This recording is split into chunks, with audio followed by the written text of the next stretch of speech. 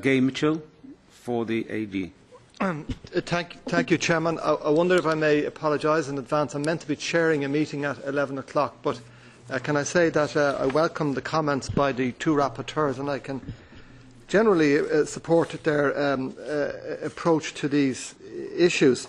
I agree with Mr Klinz on the further simplification of the proposals if possible, and I am glad to see that the Commission is proposing to cut the red tape with significant financial savings, it must be said. I hope they can look at the rapporteur's comments on how this can be further pursued. I also agree with the Commission's decision not to introduce the international financial reporting standards for SMEs. It is believed that SMEs are already losing millions of euros due to bureaucratic procedures, and considering the role that SMEs play, I think it is important that they are given every support and encouragement.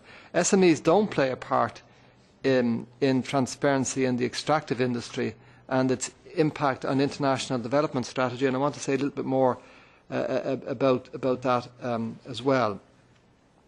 In relation to the new country-based and project-based accounting reporting requirements for large companies, I generally support what Wolf Klinz has said about the non-quoted companies. But I think 500 million of a turnover is still a very large figure, and I think we should look at that again. The other thing I want to say about this is, particularly in my role as coordinator on the Development Committee, it's very clear that there have to be is suspicion too weak a word of large-scale corruption in the developing world where these extractive industries are operating, but also in other regions of the world. And I have to say this, I don't know if there's anybody here taking notes on their behalf today, but I haven't been impressed with the comments of the extractive industry and their arguments that it is difficult and impossible to supply accounts based on a project basis. If I were chief executive of a company and my accountant told me that he could not tell me what a project was doing, I would sack him. And I told that to the people who came to see me. I mean, it's nonsense. And one of the problems I have generally, and I believe in the social market economy, I'm very strong in enterprise, everybody knows that, I make no apologies for it. But whether it's on this directive, the accounting directive, whether it's on the auditing proposals, industry in large part and some of the firms and the services have not got the message.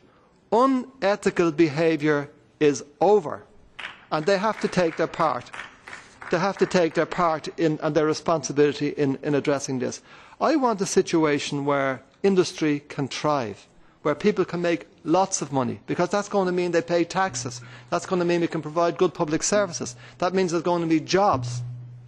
But I am not prepared to accept anything that continues to turn a blind eye to crooked procedures and turns political demagogues into very wealthy people who then cannot afford to leave office. And in this whole extractive industry area, there is a big clean-up job to be done, and it is time they took it a little bit more seriously, and sending in people to argue along the lines that have been arguing is nonsense. So let us have a bit more open and more serious and more ethical debate on this. And I would say this is not a left or a right issue, this is an ethical issue, and I call on the industry to start taking their part in playing a more open and transparent role in this. I hope, as I said, they make lots of money, but they have to make it honestly. We are not in the business of supporting the Al Capone type rules that some people think they should apply to their business. And I am not being facetious about this. It has to change, and I think that's something that needs to be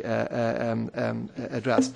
So in general, I leave it there, Chairman, because I meant to go off to be at another meeting. I do regret leaving so quickly, but I really hope we can come to agreement on this. I do not want to put any halter around the necks of industries that can contribute to the world economy recovering or create jobs or anything of that kind.